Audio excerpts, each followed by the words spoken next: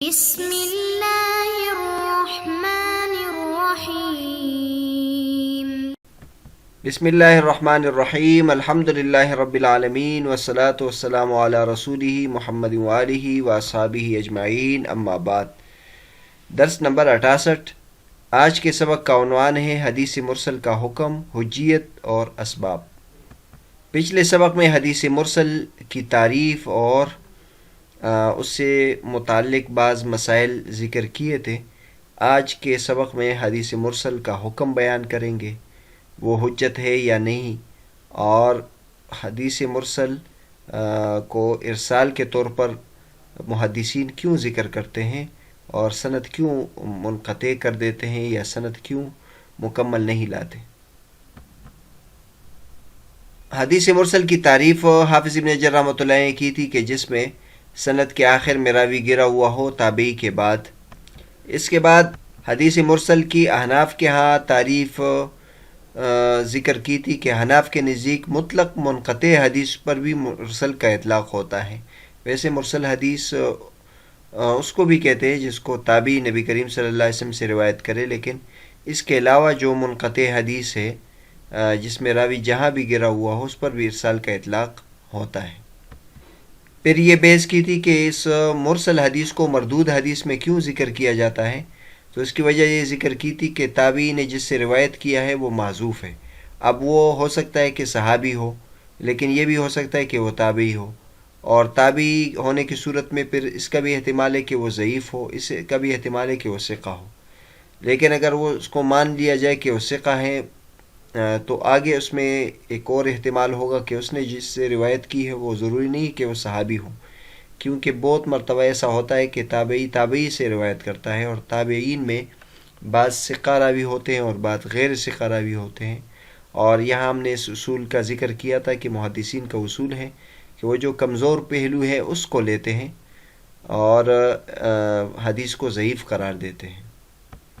آج کے سبق میں ہم اب حدیث مرسل کی حجیت کے بارے میں بتاتے ہیں۔ حافظ ابن حجر رحمۃ اللہ علیہ حدیث مرسل کی حجیت کے بارے میں فرماتے ہیں: فَإِنْ عُرِفَ مِنْ عَادَةِ التَّابِعِيِّ أَنَّهُ لَا يُرْسِلُ إِلَّا عَنْ ثِقَةٍ فَذَهَبَ جَمْهُورُ الْمُحَدِّثِينَ إِلَى التَّوَقُّفِ لِبَقَاءِ الِاحْتِمَالِ وَهُوَ أَحَدُ قَوْلَيْ أَحْمَدَ وَثَانِيهِمَا وَهُوَ قَوْلُ الْمَالِكِيِّينَ وَالْكُوفِيِّينَ يُقْبَلُ مُطْلَقًا، وقال الشافعي رحمه الله يقبل إن يعتزد بمجيئه من وجه آخر يبين الطريق الأولى مسندا أو مرسلا ليرجح احتمال كون المحذوف ثقة في نفس الأمر. ونقل أبو بكر الرازي من الحنفية وأبو الوليد الباجي من المالكية أن الراوي إذا كان يرسل عن الثقات وغيرهم لا يقبل مرسله اتفاقا۔ حافظ ابن حجر رحمۃ اللہ فرماتے ہیں کہ اگر اس تابعی کی عادت معروف یہ ہو کہ وہ صرف ثقہ راوی سے ارسال کرتا ہے، مرسل نقل کرتا ہے، تو جمہور محدثین اس طرف گئے کہ اس پر عمل موقوف ہوگا، یعنی اس پر عمل نہیں کیا جائے گا، لبقاء الاحتمال، کیونکہ اس میں اس بات کا احتمال ہے کہ وہ ضعیف ہو۔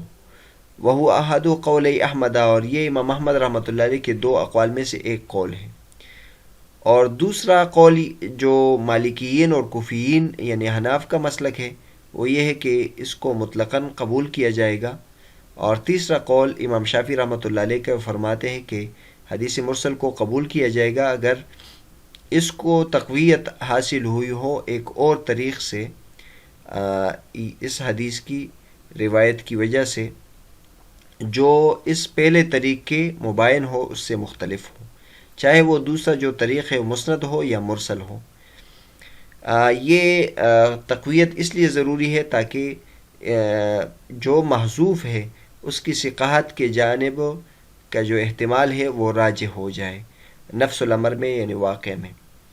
اور ابو بکر جساس رازی احناف میں سے اور ابو الولید باجی مالکیہ میں سے، وہ فرماتے ہیں کہ راوی جب ثقات اور غیر ثقات دونوں سے روایت کرتا ہو تو اس کے مرسل حدیث کو بالاتفاق قبول نہیں کیا جائے گا۔ حدیث مرسل کے بارے میں بہت طویل اختلاف ہے اور بہت یہ معرکۃ الآراء مسئلہ ہے، اور اس میں مذاہب کی تعیین بہت مشکل کام ہے، لیکن اس چھوٹی سی عبارت میں حافظ ابن حجر رحمۃ اللہ علیہ نے تمام مسالک کا خلاصہ بیان کیا ہے جو بہت عمدہ ہے۔ حافظ ابن حجر رحمۃ اللہ علیہ نے پہلے تو 2 صورتیں مرسل میں بیان کی ہے۔ ایک تو یہ ہے کہ جو ارسال کر رہا ہے اس کی عادت یہ ہے کہ وہ ثقات راوی کو گراتا ہے، یعنی جو ارسال کرتا ہے اگر اس کی عادت یہ ہے کہ جب وہ ثقہ راوی سے روایت کرتا ہے تو اختصار کی وجہ سے وہ چونکہ اس کو تسلی ہوتی ہے اور وہ ثقہ راوی کا نام نہیں لیتے ہیں اور ڈائریکٹ حدیث نبی کریم صلی اللہ علیہ وسلم سے روایت کرتے ہیں، تو اگر یہ ایک صورت تو یہ ہے کہ وہ ثقہ سے صرف ارسال کرتا ہے، اور دوسری صورت یہ ہے کہ وہ ثقہ اور غیر ثقہ دونوں سے ارسال کرتا ہے۔ تو پہلی صورت کہ جس میں وہ صرف ثقہ راوی سے ارسال کرتا ہے، تو اس میں حافظ ابن حجر رحمۃ اللہ نے 3 مسلک بیان کیے۔ ایک جمہور محدثین کا مسلک بیان کیا ہے، اور ایک جمہور فقہا کا مسلک بیان کیا، یعنی مالکیین اور کفیین اور امام احمد رحمۃ اللہ علیہ کا ایک مسلک، تو یہ جمہور فقہا کا مسلک ہو گیا۔ تیسرا مسلک امام شافعی رحمۃ اللہ علیہ کا بیان کیا ہے۔ تو جمہور محدثین اس کی طرف گئے ہیں کہ یہ مقبول نہیں ہے، یعنی اس پر عمل کو موقوف کیا جائے گا، کیونکہ اس میں ضعف کا احتمال ہے جو پیچھے حافظ ابن حجر رحمۃ اللہ علیہ نے بیان کیا۔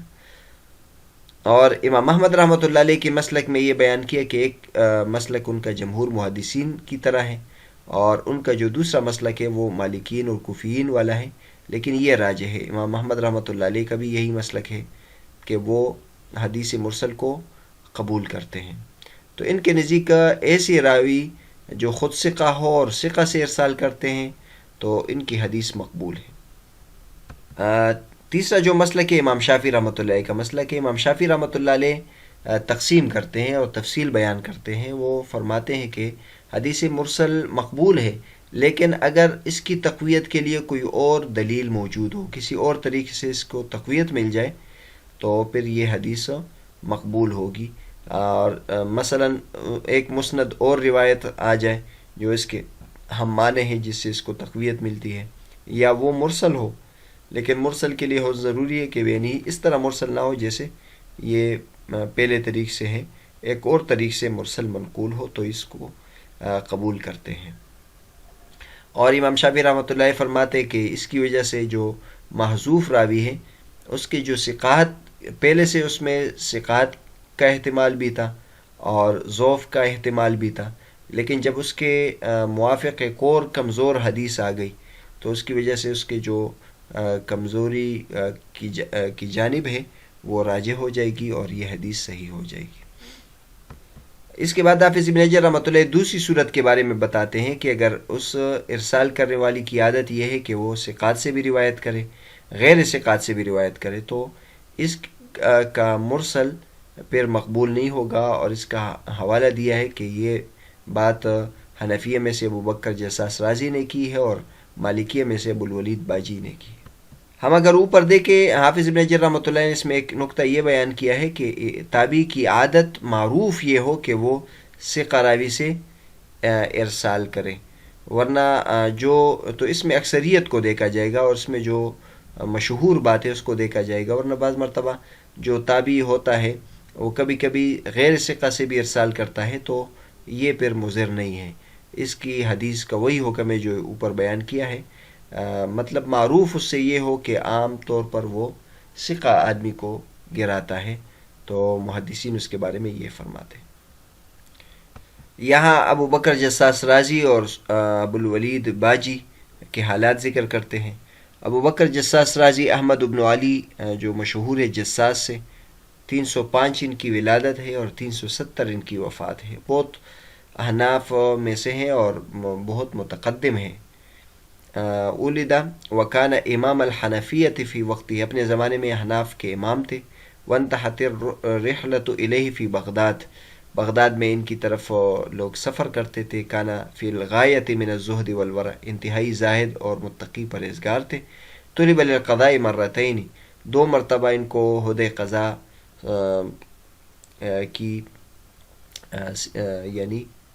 کی پیشکش کی گئی لیکن یہ رک گئے اور لوگ ان کو بار بار اس کی طرف اصرار کر رہے تھے، لیکن یہ بھی رکنے پر اصرار کر رہے تھے۔ لہو اثر کبیر فی الاستدلال مذہب الحنفیہ، یہ جو بات کی ہے نور الدین اطہر صاحب نے بہت عمدہ بات ہے کہ احناف کے مذہب کو مدلل ثابت کرنے میں ان کا بہت اثر ہے۔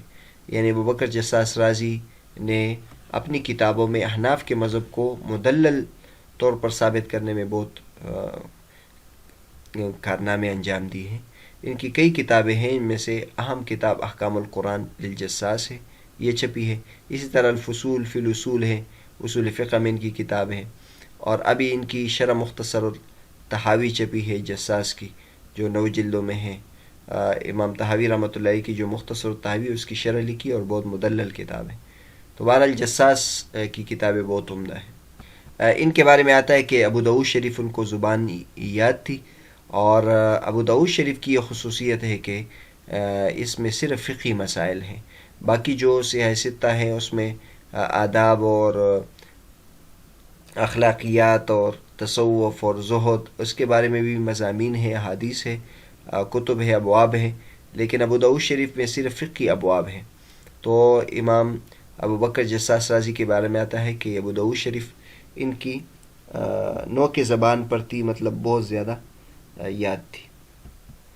جہاں تک ابو الولید باجی کے حالات ہیں تو ان کے بارے میں لکھا ہے نور الدین اطہر صاحب نے، سلیمان ابن خلف ابن الباجی الاندلسی المالکی المذہب۔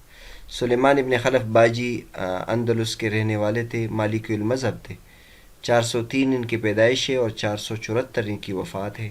رحل الی المشرق، مشرق کی طرف انہوں نے سفر کیا، مغرب کے رہنے والے تھے۔ وتقشف فی سبیل العلم، علم کے راستے میں بہت فقر و فاقہ اختیار کیا۔ کان شیخ الاندلس، اندلس کے محدث تھے۔ جرت لہو مناظرات کثیرۃ مع ابن حزم، مغرب کی طرف ابن حزم بھی تھے جو ان کے معاصر ہیں۔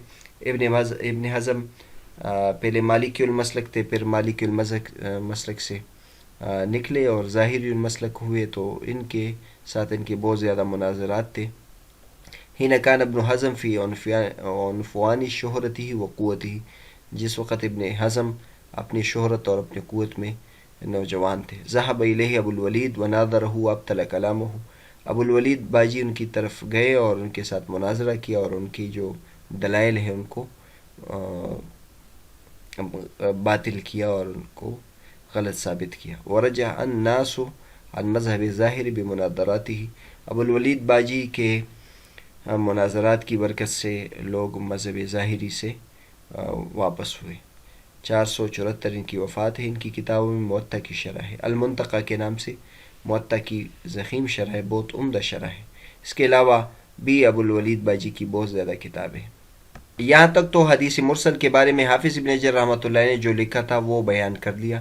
چونکہ نزہۃ النظر مختصر کتاب ہے، اس لیے حافظ ابن حجر رحمۃ اللہ نے اس میں حدیث مرسل کی حجیت سے متعلق اور دلائل طرفین کے ذکر نہیں کیے، لیکن ہم یہاں ذکر کرتے ہیں کیونکہ ایک بہت معرکۃ الآراء مسئلہ ہے اور کئی جگہ یہ مسئلہ بیان کیا جاتا ہے۔ تو ایک تو اسباب ارسال ہم بیان کرتے ہیں، یہ علی نائب بقائی کی کتاب سے تسہیل اصول الحدیث۔ تو ارسال کیوں کرتے ہیں تابعین؟ اکثر جب وہ روایت کرتے ہیں تو اس ڈائریکٹ نبی کریم صلی اللہ علیہ وسلم سے کیوں روایت کرتے ہیں؟ تو اس کی ایک وجہ تو یہ ہے یکون الرجل سمع ذلك الخبر من جماعة عن المعزی الیہ الخبر وصح عنده ووقر في نفسه فارسله عن ذلك المعزی الیہ علما بصحة ما ارسله وهذا لا يضر۔ ایک تو یہ ہوتا ہے کہ یہ جو تابعی ہوتا ہے اس کو یہ روایت کئی صحابہ کرام اور کئی حضرات سے منقول ہوتی ہے، تو ان کو پوری تسلی ہوتی ہے اور ان کے نزدیک یہ حدیث ثابت شدہ ہوتی ہے، اس لیے وہ پوری تسلی کے ساتھ یہ اس حدیث کو نبی کریم صلی اللہ علیہ وسلم کی طرف منسوب کر دیتے ہیں۔ اس کی بھی یہ وجہ بھی ہے، ابن عبد البر نے تمہید لما فی الموطا من المعانی الاسانید میں، اسی طرح حافظ ابن حجر رحمۃ اللہ علیہ نکت علی ابن سلام میں یہ ایک وجہ بھی ذکر کی ہے۔ اور یہ فرماتے علی نائب بقائی وہذا لا یضر، یہ جو صورت ہے یہ مضر نہیں ہے، کیونکہ اس میں جو حدیث ہوتی ہے یہ جو سندن نقل کرے اس کے بنسبت یہ زیادہ اعلیٰ ہوتی ہے، کیونکہ وہ اگر سندن نقل کرے تو ایک سے یا دو سے نقل کرے گا، اور جب بہت زیادہ اس کے پاس روات ہوتی ہے تو وہ کسی ایک کا نام لینا اس کے لیے مشکل ہوتا ہے، تو اس لیے وہ سب کو حذف کر دیتا ہے۔ تو اگر یہ صورت ہے تو یہ مضر نہیں ہے۔ دوسری صورت یہ ہے یکون المرسل للحدیث نسی من حدثہ بھی، کہ جو ارسال کرنے والا ہے اس نے جس سے روایت کی ہے اس کو وہ یاد نہیں رہا، اس لیے وہ حذف کر دیتا ہے۔ مطلب اس سے کسی نے یہ حدیث تو بیان کی ہوتی ہے لیکن اس کو یاد نہیں رہا ہوتا، اس لیے وہ نبی کریم صلی اللہ علیہ وسلم سے تو روایت کر لیتے ہیں لیکن اس شخص کا نام نہیں لیتے جس نے اس کو یہ حدیث سنائی ہے۔ فذكره عنه فهذا اذا لا يضر اذا كان اصل مذهبي الا ياخذ الا عن ثقة كمالك وشعبة، تو یہ بھی مضر نہیں ہے، کیونکہ جب وہ اس نے کسی سے یہ حدیث سنی ہے تو اس کا مطلب یہ حدیث موجود ہے، اور لیکن یہ اس وقت ہے جب کہ اس کی عادت ہو کہ وہ صرف ثقہ راوی سے ارسال کرتا ہے، تو یہ بھی مضر نہیں ہے۔ تیسری صورت یہ ہے اللہ یقصد التحدیث بأن يذكر الحديث على وجه المذاكرة على وجه الفتوى فيذكر المتن لأنه المقصود في تلك الحالة دون السند، ولا سيما إن كان السامع عارفا بما تواد ذكره لشهرته أو لغير ذلك من الأسباب۔ تیسری صورت یہ ہے کہ وہ محدث وہ حدیث بیان کرنے کا اس کا ارادہ نہیں ہوتا، یہ بہت اچھا بہت عمدہ ہے۔ وہ یہ ہے کہ یہ جو ارسال ہوتا ہے یہ اکثر حدیث کے طور پر استاذ بیان نہیں کرتا۔ جب کوئی حدیث کے عنوان سے ذکر کرتا ہے اور حدیث کے ارادے سے ذکر کرتا ہے کہ میں آپ کو ایک حدیث سناتا ہوں، اور تو استاذ ہے وہ اپنے طالب علموں کو سناتا ہے، تو وہ پھر تو سند کے ساتھ ذکر کرتا ہے، مجھ سے یہ اس سند کے ساتھ یہ میں نے روایت کی ہے وہ سناتا ہوں آپ کے سامنے، اس طرح کہتا ہے۔ لیکن اگر وہ کسی مسئلے کے لیے اس سے استدلال کرتا ہے تو اس موقع پر وہ حدیث کی سند ذکر نہیں کرتا۔ تو یہ وجہ ہے کہ بعض مرتبہ تحدیث کا ارادہ نہ ہو بلکہ اعلیٰ مذاکرے میں ہو یا فتویٰ کے طور پر ہو تو صرف متن ذکر کر دیتا ہے، سند ذکر نہیں کرتا، یا سند میں سے وہ ٹکڑا ذکر کر دیتا ہے جو بہت زیادہ عام ہو، پوری سند اس کے سامنے وہ ذکر نہیں کرتا۔ چوتھی صورت یہ ہے کہ عدم الداعی الی ذکر سند احیانا، کبھی سند کی طرف ضرورت نہیں ہوتی، جیسے کہ فتنوں کے زمانے سے پہلے جو صورتحال تھی، اس زمانے میں سب لوگ با اعتماد تھے اور ایک دوسرے پر اعتماد ہوتا تھا، تو اس زمانے میں حدیث کی سند ذکر نہیں کی جاتی تھی۔ فجرت تساہل فی التصریح بالتلقی المباشر وذکر السند بسبب صدق الرواة وامانتهم لقربهم من حد رسول اللہ صلی اللہ علیہ وسلم۔ پانچویں صورت یہ ہوتی ہے کہ وہ ارسال اس لیے کرتا ہے وَيَكُونُ الْبَاعِثُ لَهُ عَلَى الْإِرْسَالِ ضُعْفُ مَنْ حَدَّثَهُ، کہ جس سے اس نے یہ حدیث سنی ہوتی ہے وہ ضعیف ہوتا ہے، تو یہ جو صورت ہے یہ مضر ہے۔ وَهَذَا النَّوْعُ مِنَ الْإِرْسَالِ يَضُرُّ فِي صِحَّةِ الْحَدِيثِ، اور یہ اس شخص کے بارے میں جو ہر ایک شخص سے ارسال کرتا ہے اور وہ ثقہ اور غیر ثقہ دونوں سے ارسال کرتا ہے تو اس کی حدیث پر یہ صحت کے لیے مضر ہوتی ہے۔ حدیث مرسل کے اسباب کے بعد ہم حدیث مرسل کی حجیت سے متعلق کچھ دلائل ذکر کرتے ہیں جو شیخ عبد المجید ترکمانی کی کتاب المدخل میں ہے۔ تفصیل کے لیے ان کی کتاب دیکھ لے، یا جو مرسل پر مفصل کتابیں ہیں وہ دیکھ سکتے ہیں۔ وہ حضرات جو کہتے ہیں حدیث مرسل حجت ہے، حالانکہ اصول حدیث کے اصطلاح کے اعتبار سے اور اس کے روح سے یہ ضعیف ہونی چاہیے، لیکن یہ کیوں ضعیف نہیں ہے تو اس کے دلائل یہ ہیں۔ عن انس بن مالک رضی اللہ عنہ حدث بحدیث عن رسول اللہ صلی اللہ علیہ وسلم فقال له رجل انت سمعته من رسول اللہ صلی اللہ علیہ وسلم فغضب غضبا شدیدا فقال لا والله ما كل ما نحدثكم سمعنا من رسول اللہ صلی اللہ علیہ وسلم ولكن لا يتهم بعضنا بعضا۔ حضرت انس رضی اللہ عنہ نے ایک مرتبہ حدیث بیان کی تو ان سے کسی نے کہا کہ یہ حدیث آپ نے نبی کریم صلی اللہ علیہ وسلم سے سنی ہے، تو وہ بہت غصے ہوا اور کہا کہ ہم نے جتنی بھی حدیثیں سنی ہے سب ہم نے نبی کریم صلی اللہ علیہ وسلم سے نہیں سنی، بلکہ بعض سے سنی، یعنی بعض صحابی نے صحابی سے سنی ہے، لیکن ہم میں سے کوئی کسی کو متہم نہیں سمجھتا، یعنی جھوٹا نہیں سمجھتا. ہم اعتماد کر دیتے ہیں جب ہمیں کوئی صحابی حدیث بیان کر دیتا ہے تو ہم نبی کریم صلی اللہ علیہ وسلم کی طرف ڈائریکٹ منسوب کر دیتے ہیں، براہ راست ان سے روایت کر دیتے ہیں، کیونکہ ہمیں ایک دوسرے پر اعتماد ہے. تو بہرحال اس سے معلوم ہوا کہ صحابہ کرام بھی ارسال کرتے تھے، ان کی تمام روایت نبی کریم صلی اللہ علیہ وسلم سے منقول نہیں ہوتی تھی. دوسری جو شہادت ہے ہمارے پاس براء ابن عازب رضی اللہ تعالیٰ عنہ کی شہادت ہے، ما کل الحدیث سمعناه من رسول اللہ صلی اللہ علیہ وسلم کان یحدثنا اصحابنا عنہ کانت تشغلنا عنہ رعیت الابل. براء ابن عازب رضی اللہ تعالیٰ فرماتے ہیں کہ ہم نے جتنی بھی حدیثیں نبی کریم صلی اللہ علیہ وسلم سے سنی ہے، یہ سب نبی کریم صلی اللہ علیہ وسلم سے نہیں سنی، بلکہ ہمیں صحابہ کرام نے بیان کی ہے، کیونکہ اونٹوں کے چرانے میں ہم مشغول ہوتے تھے، مطلب دنیاوی کام کاج میں بھی مشغول ہوتے تھے. ہر مرتبہ نبی کریم صلی اللہ علیہ وسلم کی مجلس میں ہم حاضر نہیں ہوتے تھے، تو بعض باتیں ہمیں دیگر صحابہ کرام سے معلوم ہو جاتی تھی. تو یہ دو صحابہ کرام کی شہادت ہے.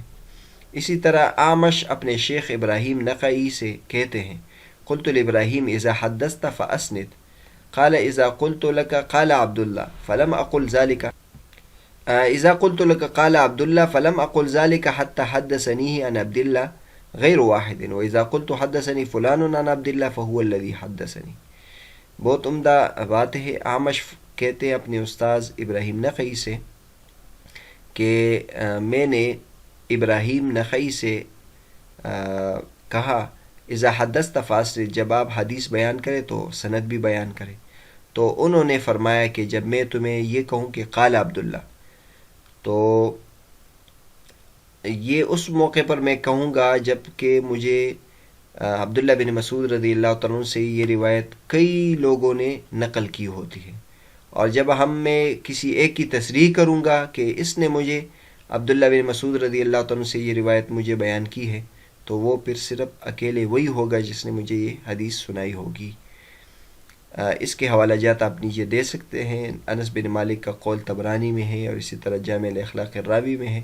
براء ابن عازب کا قول مسند احمد میں ہے اور جامع الاخلاق الراوی میں ہے. اور اسی طرح ابراہیم نخعی کا جو یہ مقولہ ہے یہ شرمان الاثار میں ہے. تو اس سے یہ معلوم ہوا کہ یہ جو حضرات تھے جب یہ سند حذف کرتے تھے تو ایسے موقع پر ان کو پوری تسلی ہوتی تھی، اس لیے اس کو حذف کر دیتے تھے، اور جہاں ذکر کرتے تھے تو چونکہ وہاں راوی محدود ہوتے تھے اس لیے وہ ذکر کر دیتے تھے. تابعین میں سب سے زیادہ ارسال کی نسبت جو ہوتی ہے وہ حسن بصری رحمۃ اللہ علیہ کی طرف ہوتی ہے، اور وہ بہت زیادہ مرسل نقل کرتے ہیں، تو ان سے بھی یہ مقولہ منقول ہے. عن التابعی الجلیل حسن بن یسار البصری انه قال له رجل انك تحدثنا قال النبي صلی اللہ علیہ وسلم فلو كنت تسند لنا قال والله ما كذبناك ولا كذبنا لقد غزوت الى خراسان معنا فيها 300 من اصحاب محمد صلی اللہ علیہ وسلم. حسن بصری سے کسی نے کہا کہ آپ جب حدیث بیان کریں تو اس طرح نہ کہے قال نبی صلی اللہ علیہ وسلم، بلکہ سند بھی بیان کیا کرے. تو حسن بصری نے فرمایا کہ ہم آپ کو جھوٹ بیان نہیں کرتے، اور نہ ہم سے جھوٹ بیان کیا گیا ہے. میں نے خراسان کی طرف جہاد میں گیا ہوں، ہمارے ساتھ 300 صحابہ کرام موجود تھے. مطلب بہت زیادہ صحابہ کرام سے انہوں نے یہ روایات سنی ہوتی ہے، تو اس لیے وہ پوری یقین کے ساتھ نبی کریم صلی اللہ علیہ وسلم سے نقل کرتے ہیں. یہ مقولہ حسن بصری رحمۃ اللہ علیہ کا امام بخاری رحمۃ اللہ کی تاریخ کبیر میں ہے. تو بہرحال ان ارشادات سے یہ معلوم ہوا کہ یہ جو حدیث مرسل ہیں اس پر کئی اہل علم نے عمل کیا ہے، اور یہ بالکل واضح طور پر غیر مقبول نہیں ہے. اور اگر ہم دیکھیں تو کتب حدیث میں مرسل حدیث کی تعداد بھی زیادہ ہے. تو اگر ہم مرسل حدیث کو یکلخت ضعیف میں شمار کریں تو بہت ساری حدیث ثلث مقدار میں جو حدیث ہے وہ حدیث کی حجیت سے نکل جائے گی. اور بہتر یہ ہے کہ ہم اپنے آراء پر اور قیاس سے حدیث قیاس سے احکامات مستنبط کرنے کی بجائے حدیث مرسل پر اس کو حدیث مرسل اس کے لیے معیار بنائیں.